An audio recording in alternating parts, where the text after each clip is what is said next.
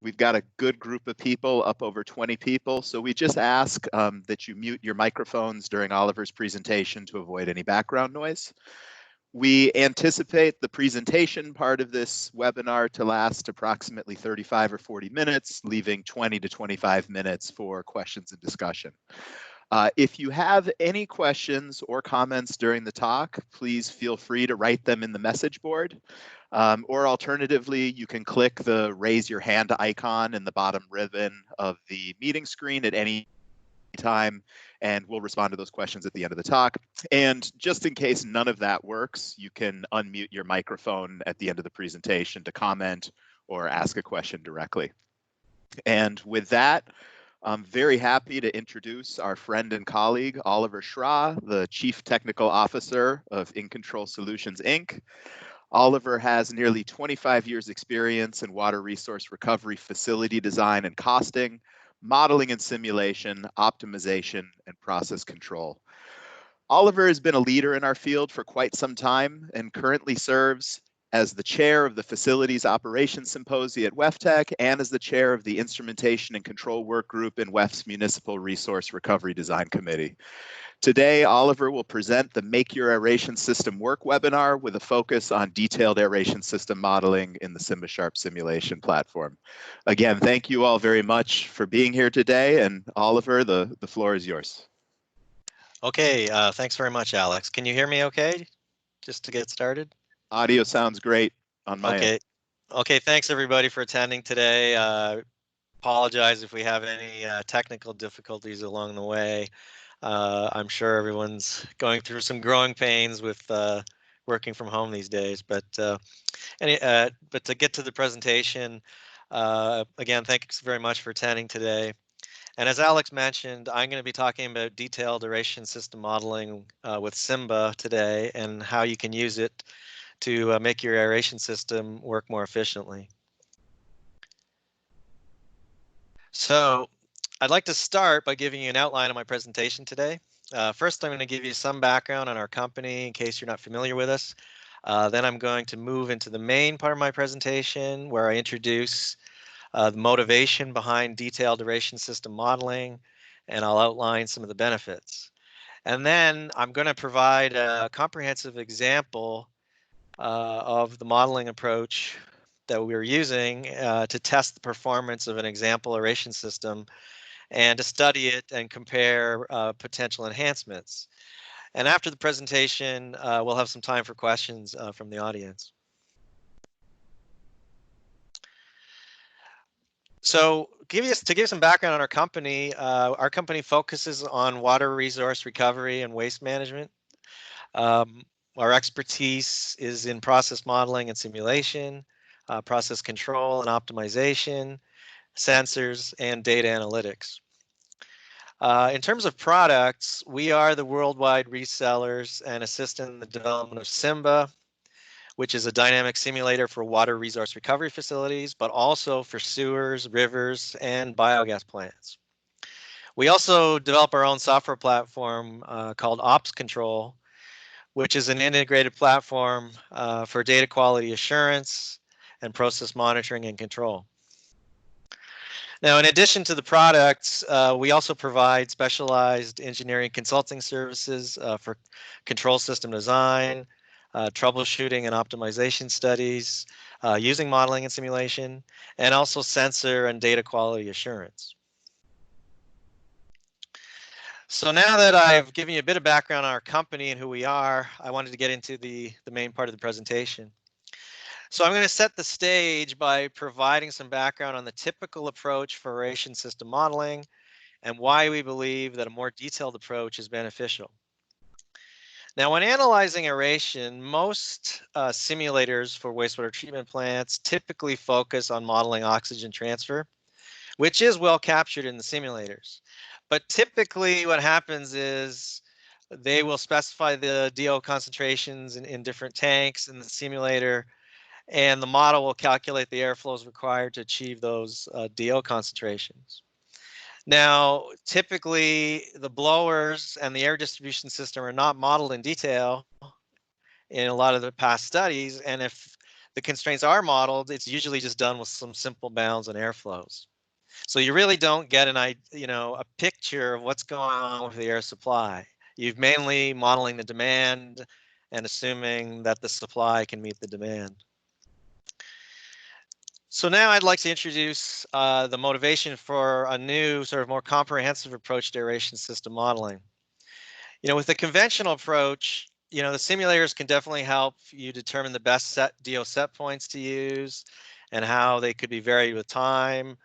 They also allow you to determine, the minimum and maximum air demands. However, this approach doesn't really give you insights into the behavior of the air supply system. So the biokinetic models will indicate, that they need certain DO concentrations to achieve a certain level of treatment, and you can specify those in the model, and it'll just make them happen basically, and just back calculate what airflow is needed. But in reality, you're often going to find that the measured DOs are going to vary widely. Not only due to dynamic variation and system and sensor noise, but also due to system constraints, which I'm going to highlight in the next few slides as we get into the example. Now, questions that we would often like to answer when we think about air supply is, can the system meet the maximum air demand at high temperatures? And also, will the DO control system operate in a stable manner? And what are the energy cost implications of different aeration control strategies when we've really modeled the whole system? So to provide some additional motivation for this approach, I would like to now outline, how wastewater treatment plants and their associated aeration systems are typically designed by separate groups within engineering firms.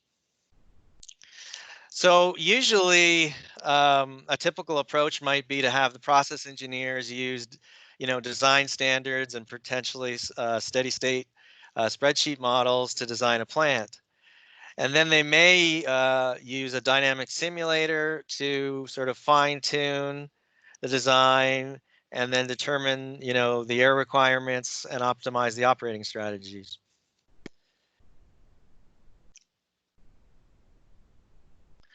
But, then what happens usually is that the mechanical engineers, that design is sort of it's a report and it's passed on to the mechanical design team, which is typically a different team. And they are going to use their own approaches and their own software to, specify the blowers and design the air piping network. And then, once they're done, they will probably have a report that they'll pass on to both, the process engineers and the control engineers.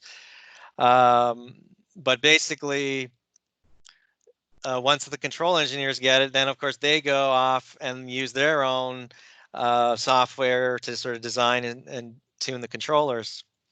And then those, control algorithms would typically be implemented by system integrators that may work for, a separate automation company that's not, even part of the consulting firm. So basically, what the issue you have here is, what we're trying to show is that typically in the past, the workflow for these kinds of projects has been in one direction. So it's sort of a one-way street. And there may not be sort of back communication between the different teams of engineers to sort of iterate on the design. It's sort of, reports passed on to one team and then another report passed on to another team. And there may not be a lot of sort of, communication between the groups. So the approach that we are using to try and overcome these difficulties, where you have different groups of experts working separately on designing a complex aeration system, is that we've been using a more comprehensive approach where we model both the air supply and the demand together to account for the interactions. Now, this was going to be an animated slide here to sort of show you some of the animations you can see when you run something, but it's not working right now. But basically what it was trying to show is sort of the interactions between the control system and the air supply, and the air delivery, the air delivery system and the plant, and it's interacting because of the controllers. So basically, the reason for the interaction between the different systems is because of the controllers. And with this sort of platform where we can model this all together, the goal is that we can have multiple teams of engineers working on the same model through different stages of the design, the implementation, and the operation of an aeration system. And they're all using the same model, and they can all kind of go in at any time and look at what the other team has been adding to the model, and they kind of communicate with them and find out what's going on, and they may be, together sort of iterate on the design. So we think it's a lot sort of a better platform for doing these kinds of projects. So now that I've given you some of the motivation for doing the detailed aeration system modeling, I'd like to give you an idea of the type of benefits it can provide. So it definitely facilitates proper sizing and sequencing of blowers to handle varying operating and conditions and environmental conditions, and also, the effect of different control strategies. In addition, it can be used to identify potential bottlenecks in the aeration system, such as the diffuser distribution, improperly sized valves, overly long pipe sections, and also a common problem, which is air leaks. Now, on the right-hand side of the slide, I have shown some of the icons we use in SIMBA for modeling the aeration systems. And I kind of show how they visually sort of display the current operation of each piece of equipment. So, for example, it would show a valve position, or it would show, where we are in the airflow per diffuser range for a particular diffuser. Now, another important benefit of the detailed aeration system modeling is the ability to design and test the aeration control systems in a realistic testing environment. This is really helpful because it helps you ensure proper tuning and a thorough assessment of the controller performance. And the tuning is really important because if you tune it in a realistic environment where you have all the controllers modeled and everything is in the right units, you will actually get the tuning parameters that you could use in the plant, as opposed to then having to get tuning parameters from the model and sort of convert them into the the right range and the right units. Now, finally, this detailed aeration system modeling approach also provides us a platform for quantifying the potential energy savings if you were going to, for example, install new aeration equipment, such as new blowers or new diffusers, or implementing a new control strategy. And it allows you to, compare the alternatives to see, will you really save, for example, some energy, and will, this system really improve the performance of our plant? So now we've sort of set the stage and given you some of the benefits and motivation. We want to give you an example and kind of show you how this all works and demonstrate some of the things you can look into. So basically, I'm going to now show you an example where we have an aeration system model and we combine it with the model for our activated sludge plant, and we have both models solved together, at the same time in the same software. So it's all interconnected. And the example is taken from the US EPA design manual for fine pour aeration systems. Most people are probably familiar with this familiar book. And basically, just to give you some background, the plant has a raw infant flow of 5.8 megagallons per day, which is about 22,000 meters cubed per day. It has primary clarifiers and 4 aeration basins in parallel. And each aeration basin has 3 equally sized aeration zones. And also note that in the original design, they had designed it for an SRT of 4 days, and that the site elevation is a little higher than it might be at other sites, 1,000 feet, about 300 meters, just to take into account how that affects the aeration. So I'm going to show on the following slides how a model of the system can be used to find important insights into the system's behavior, to size equipment, to assess whether the air supply system can meet the demands, of the loading into the plant, and also to compare energy savings of using, different control strategies.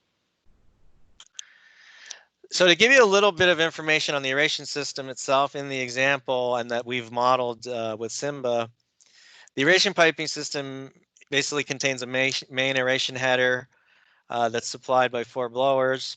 It splits into 2 basin headers, and each one of these basin headers feeds a pair of basins. So there's essentially 4, as I said, 4 aeration basins in parallel.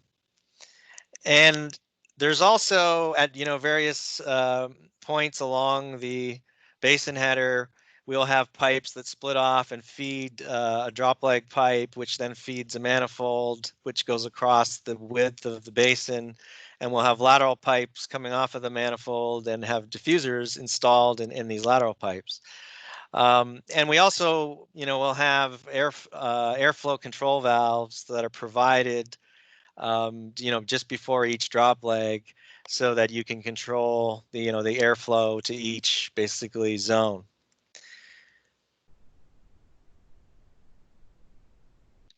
So now, before getting into the details of the model, the one thing I wanted to give you a little bit more background on is the blower and DO control loops that will be implemented in the model, based on what was some of it based on what was in the example, some of it wasn't in the example, and it's newer things that we added. But basically, their original concept was to have a fairly complex control system where you would have 12 DO control loops, one for each zone. And you have DO controllers, 12 of them, as I mentioned, that cascade to lower level airflow controllers. And you also have a pressure controller, which is used to adjust the blower output to maintain a specified header pressure. Now, you have the option of having a constant header pressure set point, or you could try and optimize that using another, what we're calling a most open valve controller, which basically monitors all the valve positions in the plant, and it will make adjustments to the header pressure set point until at least one of the valves is all the way open, or at least as open as we'll allow it to be. And so this is sort of a method of optimizing the pressure set point so that the blowers can meet the air demand at the lowest possible pressure. So now, getting into the model that we've implemented in SIMBA, basically, I've shown the model here. We basically have a diurnal influent flow and concentration patterns coming into the plant, and they're used as inputs into the model. And the aeration system model itself is contained in this red block here. Well, it's within that yellow block, but I've highlighted it with the red block, and I'll get into that in the next slide. But basically, the aeration system is sort of a subsystem in the model that's contained within that block there. And this slide now sort of shows, how the aeration system is modeled underneath that.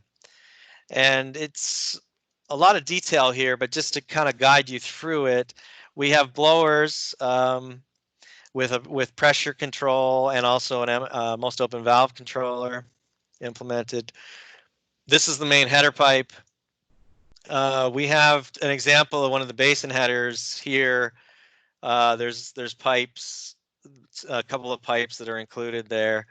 We also just show an example here of the drop of a point where we have the drop leg splitting off the basin header and feeding the manifold and laterals and diffusers. And also, this just shows an example of one of the DO control loops where we basically have a DO controller. It's actually contained inside that yellow box, but there's a DO controller and an airflow controller in there.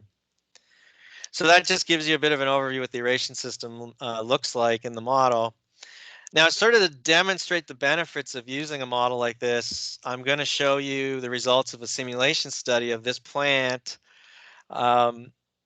And basically, I'm going to begin by showing the results of a diurnal simulation at the design flow rate and the average design temperature, the average temperature conditions that were specified in the design.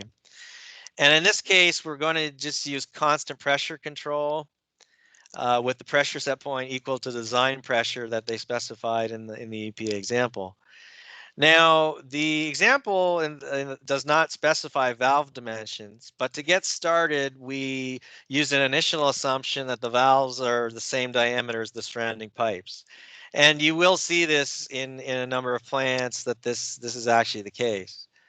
Now, after that, we're going to show the impact of optimizing the pressure set point with that MOV controller I mentioned. And then we're going to show the effect of reducing the valve diameter.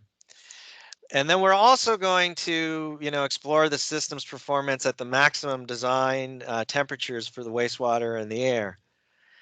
And once we've kind of got the system, all working, then we're finally going to look at ammonia-based aeration control, and then at the end compare all these different cases in terms of energy consumption, and see, how much savings potential is there with each of these improvements.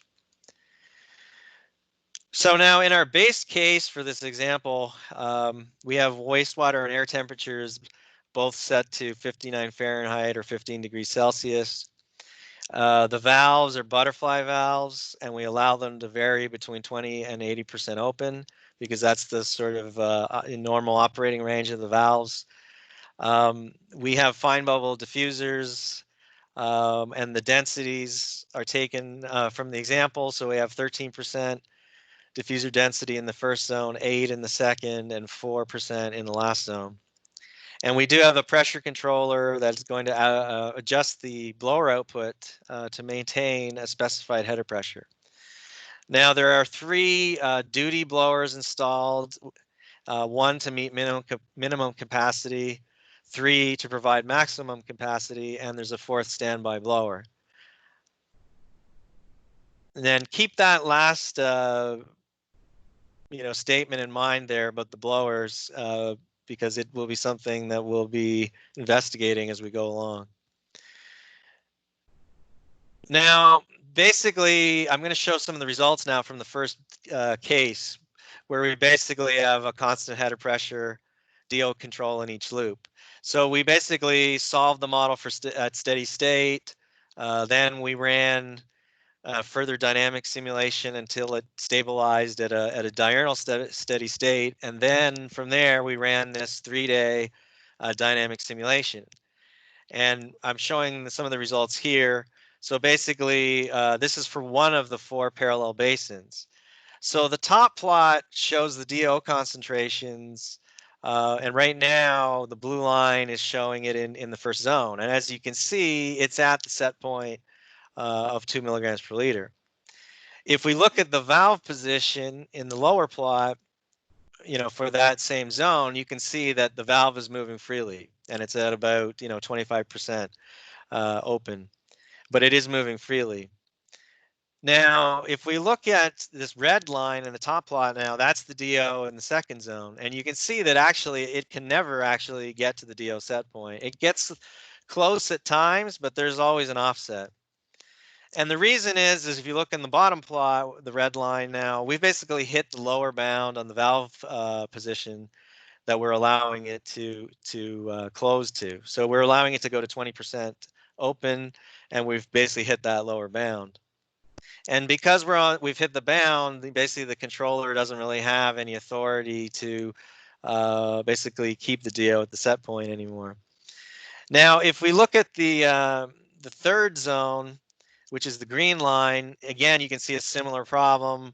And in both the last 2 zones, our DOs are fairly elevated, and they can't reach the set point.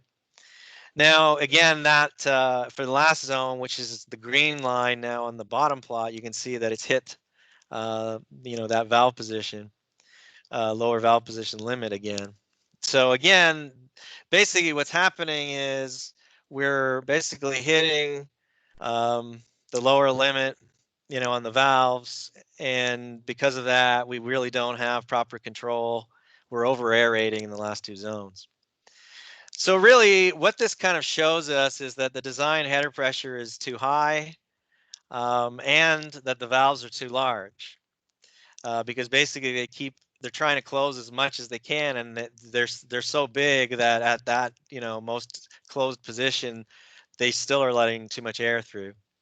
Now, of course, we can lower this header pressure set point, but it's difficult to find a constant set point value that's always going to work. Usually what you'll find is it's no matter what value you pick, you'll be either over aerating or under aerating at certain times of the day. So now that we've looked at that base case, we're going to look at a case where we try to optimize that header pressure. And basically we're going to use this most open valve control to do it. And the way we're going to do it is we're going to have a PI, or proportional integral controller, that's going to adjust the pressure set point such that at least one valve is as open as we allow it, which is 80% open in this case. Now, if we look at the simulation results for this case where we're optimizing the pressure, we can see that now actually all the DOs are at the set point. So you can't really see all the lines because they're on top of each other, but basically they're all at the set point of 2 throughout the whole simulation. Now, of course, in practice, there'd be noise in the measurements and other disturbances, so you wouldn't have a completely straight line. And that is something that we can do in the model. We can add noise, we can add valve hysteresis and things like that. But to keep this example simple, we didn't add that in. But as you can see in the lower plot now, the valve for the first zone is at its most open position. So we've succeeded in pushing one of the valves all the way open. And the other two valves are, between 25 and 30% open. They are fluctuating freely. So that's why they can sort of maintain that set point, because they've, basically are able to move freely. They're not hitting a bound. Now, basically what we've seen here is that the MOV controller can definitely optimize the header pressure, and it's definitely solved our problem of not being able to meet the DO set points.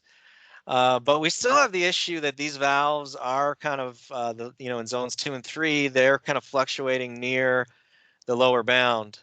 And we really don't want that because, that sort of suggests that there probably will be cases where we're going to, again, hit those bounds.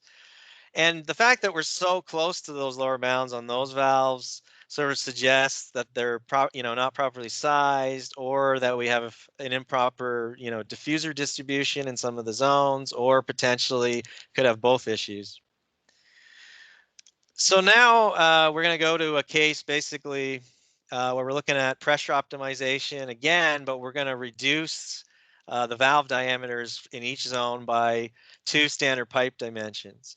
Typically, you could either reduce by 1 or 2 standard pipe dimensions and improve, to improve controllability. So if we look at the results now, we can see that again in the top plot, we're maintaining the DO set point in all 3 zones. But now our valve positions for the last 2 zones, the red and green lines, are around 50% open most of the time. And this is more like what we'd like to see. We don't really want to have a case where we have all the valve, one valve all the way open and all the other valves almost all the way closed. That's kind of the situation we'd like to avoid. This is much more desirable. What's shown in the bottom plot there. And so basically now, as I mentioned, none of the valves are near their lower bound. And really, this is something we want to achieve, because whenever a valve hits a bound, essentially that zone isn't going to be controlled very tightly because the valve can't move. So so it can't really respond to fluctuations. So now we've got, I think, a system that's working pretty well, at average conditions, but we really need to test it at some extreme, conditions. So one of the things we would typically look at is maximum temperature conditions, and especially for the air, because that's the one that's really going to impact us when it comes to air supply. So basically, if we look at testing the system that we, where we had those improvements we already made, but we look at running it at maximum temperature, basically what we find, which you can see in the top plot, is that we actually need all 3 duty blowers and potentially the standby blower at times. So when the peak loads come in, so for example, in the top plot at about 0.6 days, we have a peak, and the dashed red lines sort of shows the maximum capacity of the 3 duty blowers. So basically you can see that for at least half the day or more, we're going to need that standby blower if we were at these, extreme temperature conditions.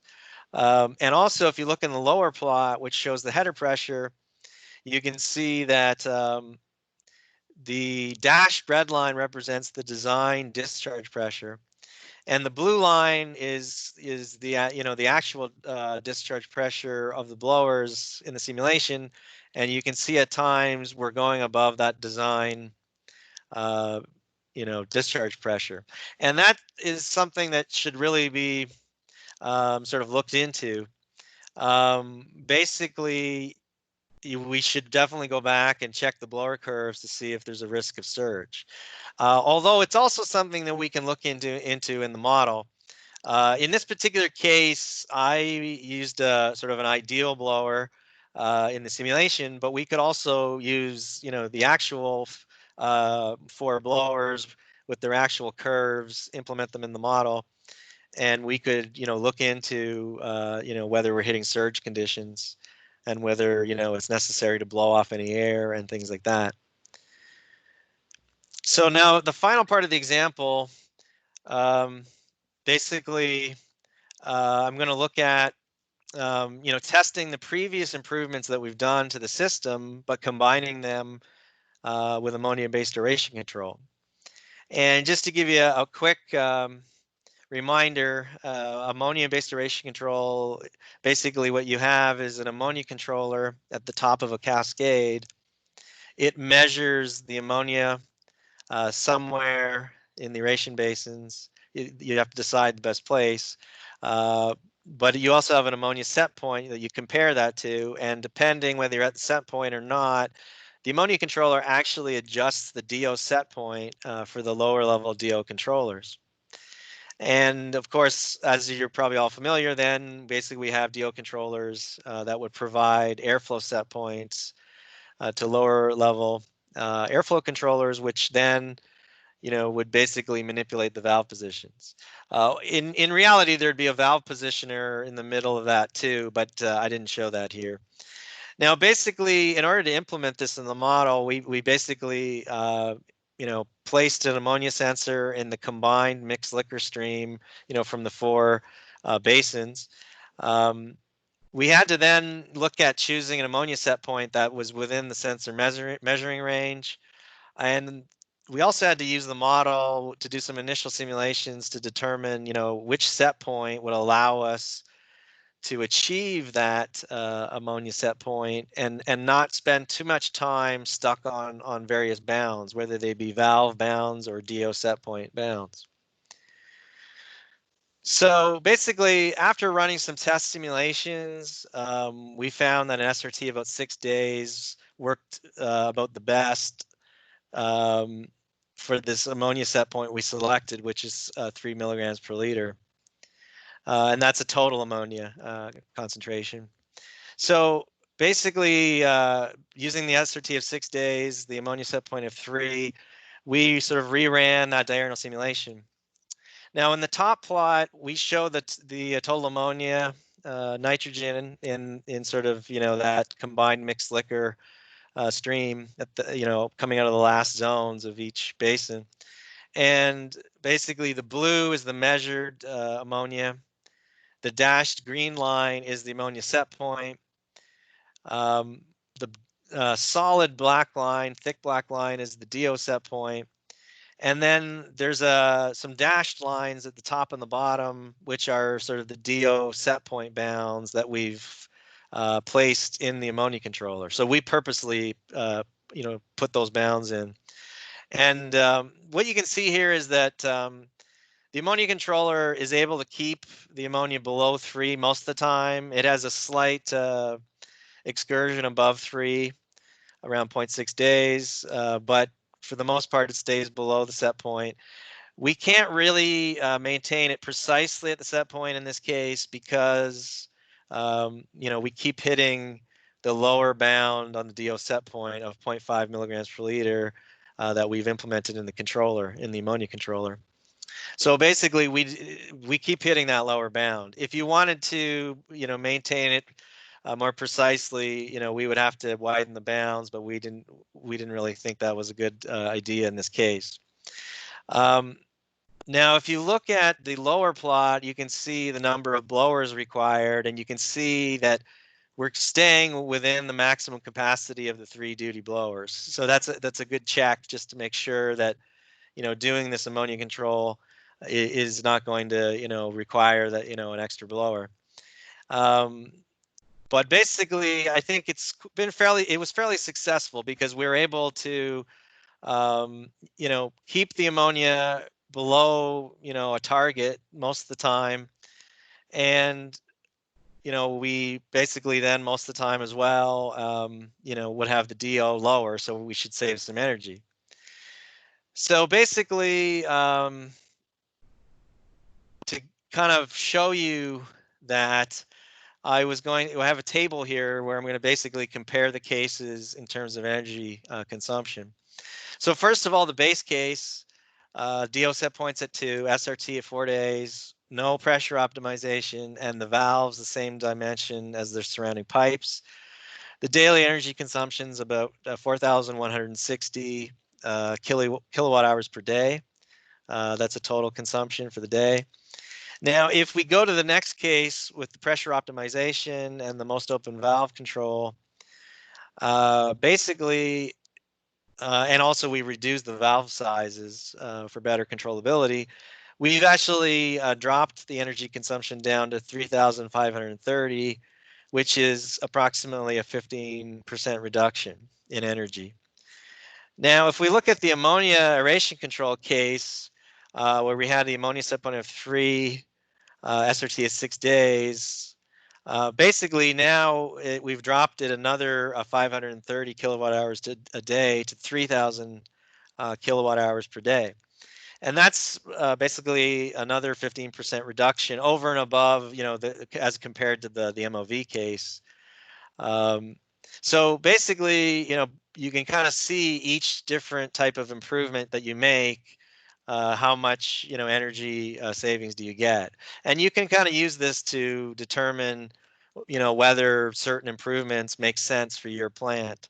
And the thing is, with the ammonia-based aeration control, there were studies. My colleague Live Rieger did a study, and also Linda Amond did a study where they looked at full-scale ammonia-based aeration control at various plants, and they found that energy reductions that they were achieved by implementing ammonia-based aeration control were between 16 to 20%. So we're essentially pretty close to that range with what we've shown here in this example.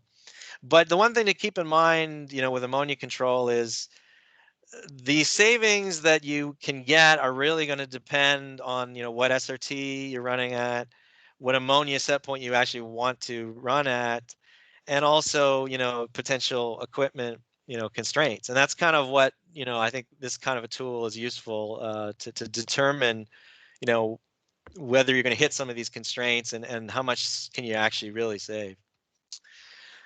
So now to get into a summary and some conclusions for the presentation. Basically, what we wanted to sort of highlight is that integrated modeling of both air supply and demand allows engineers to analyze these systems as a whole.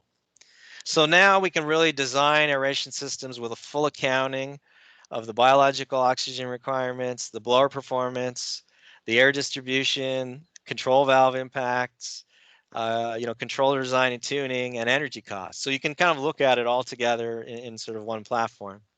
And then after you've done a design, you can use this tool to do detailed system-wide testing and troubleshooting, before and after commissioning. And you can also use it, of course, to troubleshoot existing aeration systems. And you can see, are you having trouble with control because of the controllers themselves, or is it because of air supply bottlenecks, or is it a combination of the two? And, I think, as I tried to show in the previous slide, now we can really make sort of realistic comparisons of new equipment options and aeration control strategies, and sort of compare them and see, are the, improvements enough to be worth, to buying that new equipment or trying that new aeration strategy. So that concludes the presentation for today. I really appreciate your